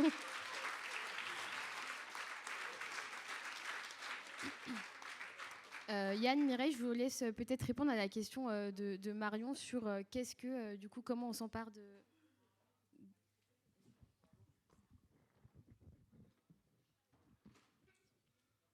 Je pense que quand on va sur le terrain ou dans les groupes, je veux dire, une femme, on ne peut pas se permettre de tout dire à une femme, on ne peut pas avoir des gestes déplacés. Il y a des nouvelles lois qui sont en plus hyper tendance, puisqu'il y a des remontées de partout. Donc, je dirais, même dans l'autre sens aussi, les femmes ne peuvent pas tout se permettre. Mais je veux dire, les hommes, je pense que quand vous voyez une femme, il faut faire attention parce qu'il y a des fois, vous avez des paroles qui sont un petit peu désastreuses ou vous vous permettez de dire des choses alors que ce n'est pas un homme que vous avez en face de vous. Je veux dire, on se permet de dire des choses à une femme qu'on ne ferait pas à un homme. Voilà, c'est plus des enjeux un peu de soumission. Donc, je pense que dans chaque homme sommeille un être humain qui est plein de vigilance, qui sait séduire, qui est marié ou peu importe, qui a des enfants. Donc, je pense que quand vous avez ce comportement-là, il faut vous remettre en cause en vous disant non, je ne peux pas me permettre de dire ça parce qu'autrement, c'est une mauvaise note et puis il n'y a plus d'échange, quoi. Nous, ça nous freine, voilà. Comme quoi, on peut s'habiller un peu comme on veut, mais ça n'a pas de connotation. Oui. Attends, Yann, je voudrais dire un mot avant que tu partes. Ouais. Alors, juste une petite observation. Je trouve un peu regrettable qu'on puisse nous dire, par exemple, que les groupes de femmes, ça n'a pas trop d'intérêt, alors qu'on a vraiment là le contraire qui vient d'être expliqué, exprimé. Donc non, moi, je crois qu'on parlait de commission. Non, il y a eu les spécifique. deux propositions. Il y a eu à la fois des groupes de femmes qui pouvaient avoir lieu dans les communautés, et je pense que ça c'est important, parce qu'une femme parfois a plus de facilité à parler quand elle est avec d'autres femmes, et donc je pense que c'est intéressant, et on a eu la preuve pendant cette table ronde. Et le second point, par rapport aux commissions, je ne suis pas d'accord avec toi, Christian. Je suis plutôt d'accord avec toi, Yann. C'est pas une commission pour parler. C'est peut-être une commission qui peut à la fois parler de cette place de la femme, qui peut travailler une amélioration des conditions des femmes et de leur présence au sein du mouvement. C'est une commission qui peut peut-être avoir ce travail d'alerte dont on a parlé, qui peut aussi avoir, qui peut avoir un rôle. C'est à nous de déterminer ce qu'on fait dans cette commission. C'est une commission où peuvent siéger des femmes et des hommes. C'est pas une commission que pour des femmes. Et on peut travailler justement cette question, l'améliorer et être encore plus exemplaire que d'autres structures et d'autres associations. Voilà.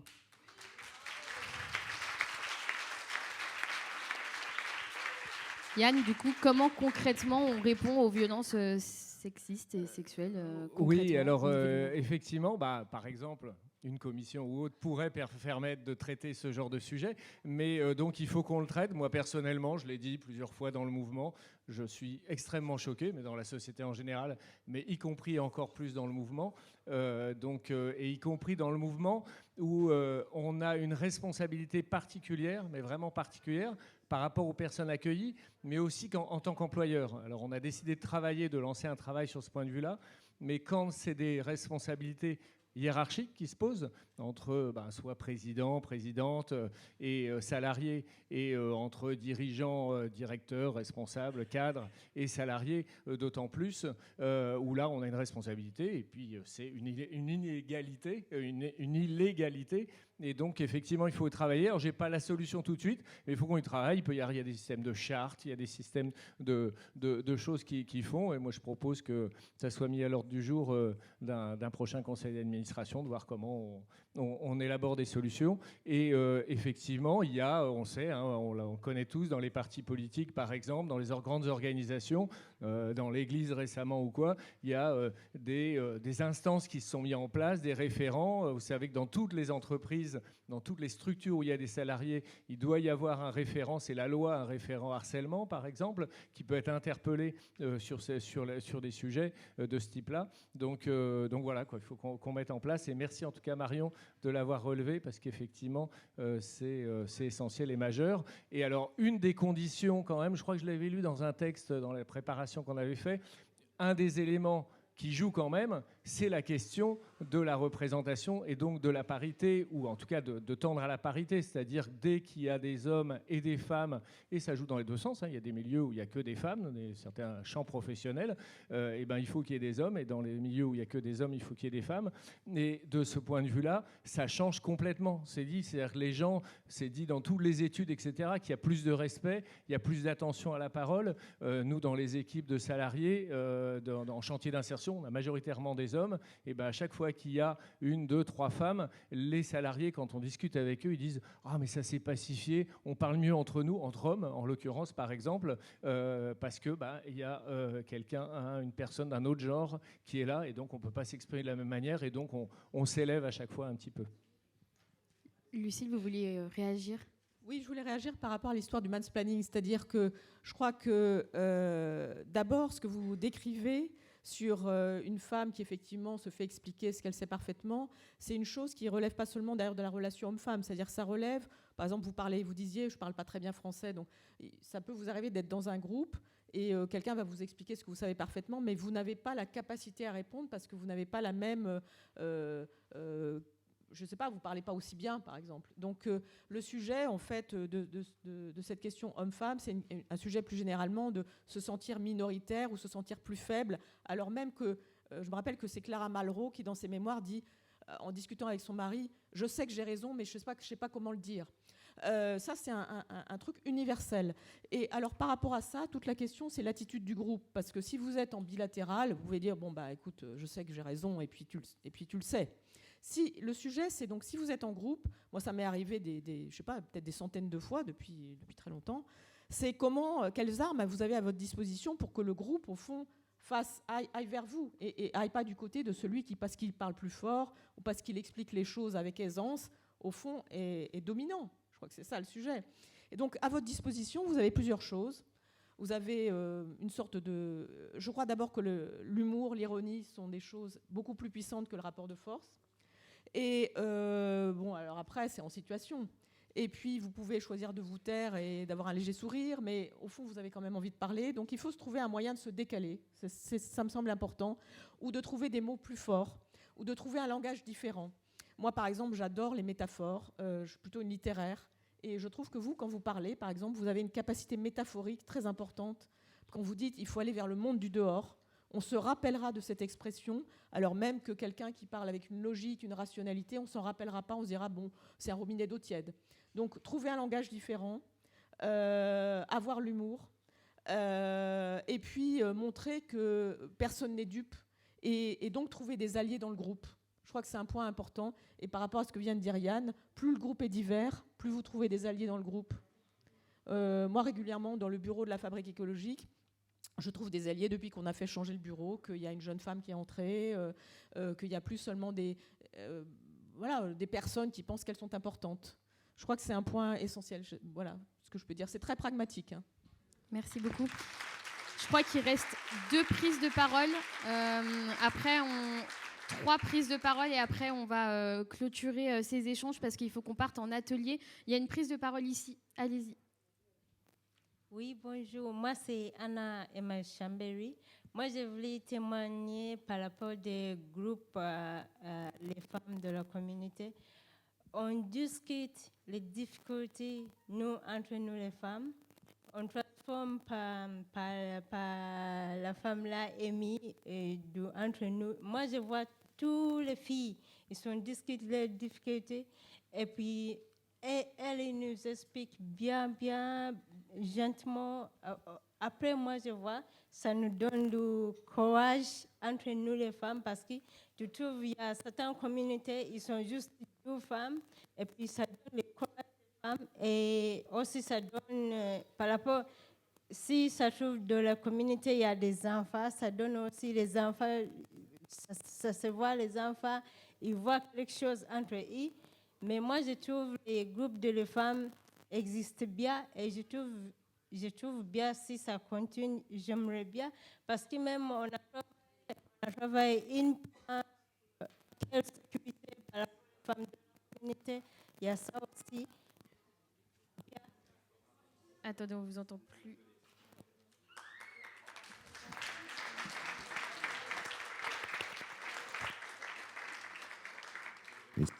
Ouais.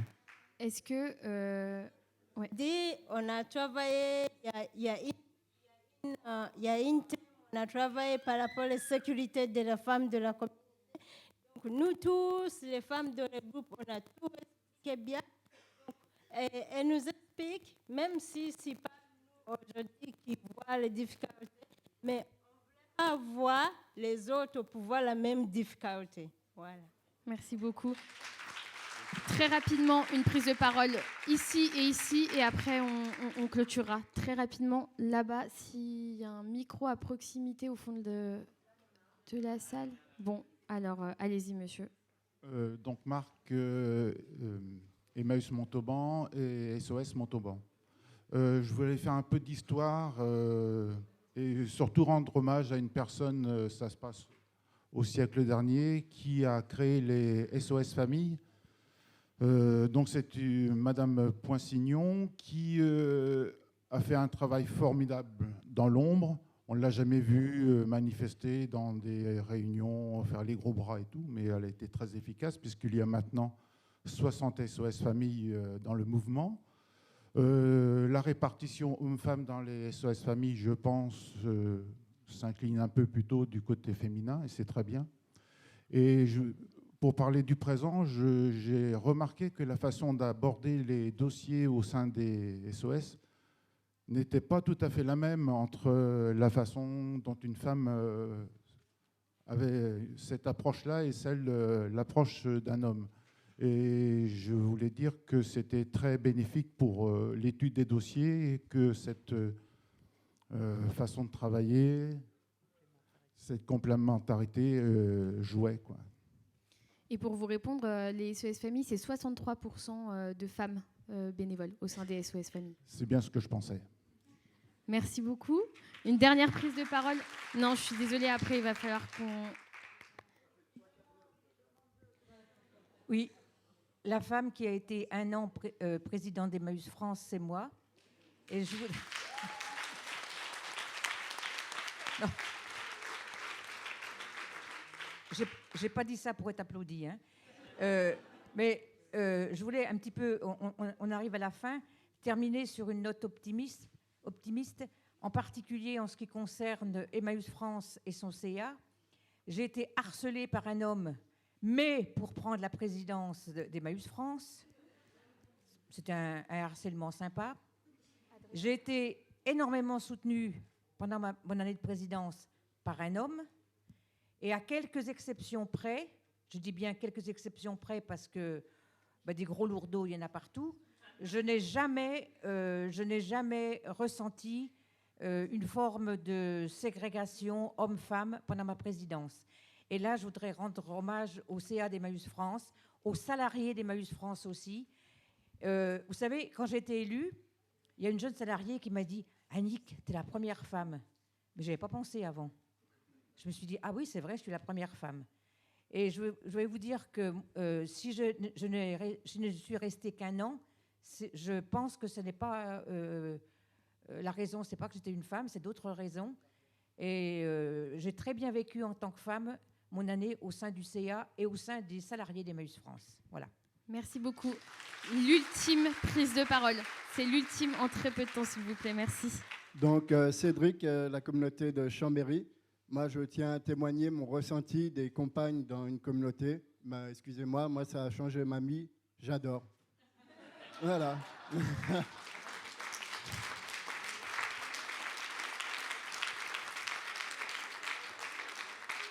Ça a changé mon point de vue parce qu'avant, j'ai connu une communauté il y a très longtemps. Effectivement, il n'y avait que des hommes et on se laissait un peu aller. On ne faisait pas attention à nos tenues. Quand les femmes sont arrivées, tout de suite, ça a été un autre regard. Et moi qui suis à Chambéry et qui habite à la communauté, qui est à côté d'un couple d'Albanais qui ont 2 petits-enfants, une petite de 5 ans et une petite de 3 ans, je suis tombé fou des gamins. Et les couples d'Albanais, c'est mes amis. Et les enfants, ils sont avec moi, je suis leur tonton. Donc je suis venu ici, j'ai fait 600 km avec 4 femmes en voiture de Chambéry. Merci beaucoup. Merci. Donc, Maria, compagne de la communauté de Chambéry, Anna, que vous avez eu tout à l'heure, Cécile, notre assistante sociale, et Agnès, notre responsable. Voilà. Merci beaucoup.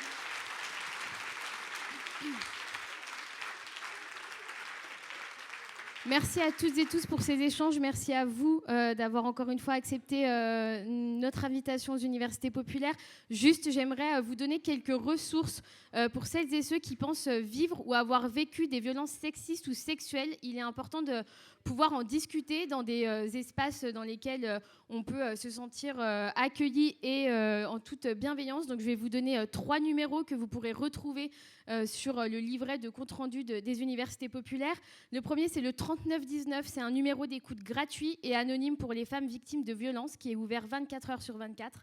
Le deuxième, c'est un site internet qui s'appelle commentons'aime.fr. C'est un chat national gratuit et anonyme et bienveillant pour les personnes qui pensent vivre des violences sexistes ou sexuelles. Et le dernier, c'est le site de l'AVFT, qui est une association qui aide les personnes victimes de violences sexistes ou sexuelles dans le cadre professionnel. On va partir dans la répartition des ateliers. Donc, vous êtes tous inscrits en arrivant sur différents ateliers. Le premier, c'est la déconstruction des stéréotypes sexistes et sexuels. Ça sera dans la tente berbère ainsi que sous les 2 autres Barnum. Le deuxième atelier, c'est identifier et combattre les violences sexuelles et sexistes. Il se passe ici avec 2 animateurs et animatrices. Et le dernier, c'est l'atelier collage-création qui se passera à l'extérieur. Merci encore à toutes et à tous et bonne journée.